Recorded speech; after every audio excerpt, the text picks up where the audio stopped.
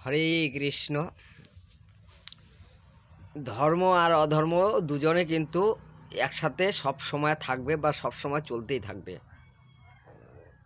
অধর্মের কাজ ধর্মকে নষ্ট করা, আর ধর্মের কাজ অধর্মকে নষ্ট করা।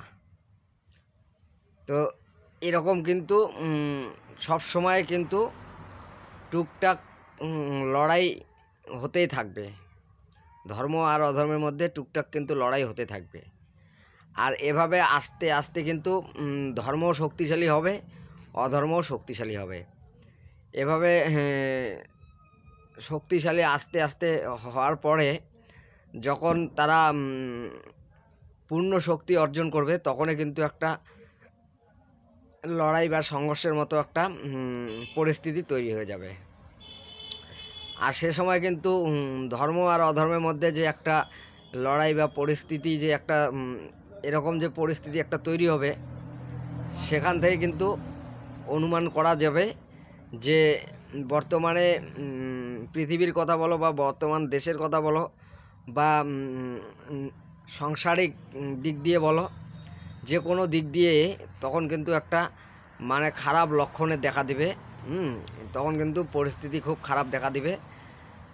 তো এই যে বর্তমান যে সময়টা চলছে, বর্তমান কিন্তু এরকম সময় চলছে। এখন কিন্তু ধর্ম শক্তিশালী হয়ে গেছে আর অধর্মও কিন্তু শক্তিশালী হয়ে গেছে। তো এবার কিন্তু দুজনের মধ্যে একটা লড়াই হবে। এখন কিন্তু দুজনের মধ্যে লড়াই হবে।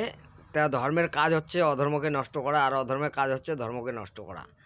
তা এর মধ্যে লড়াইটা কিন্তু দুজনে শক্তিশালী, কিন্তু এখানে যুক্তি আর বুদ্ধি দিয়ে কিন্তু লড়াইটা করতে হবে।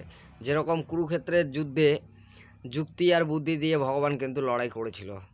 অর্জুন যে লড়াই করেছিল, সে কিন্তু ভগবানের পরামর্শ দিয়ে যুক্তি আর বুদ্ধি দ্বারা কিন্তু লড়াইটা করেছিল, তাই কিন্তু অর্জুন জিতেছিল। আর যদি সোজাসুজি সে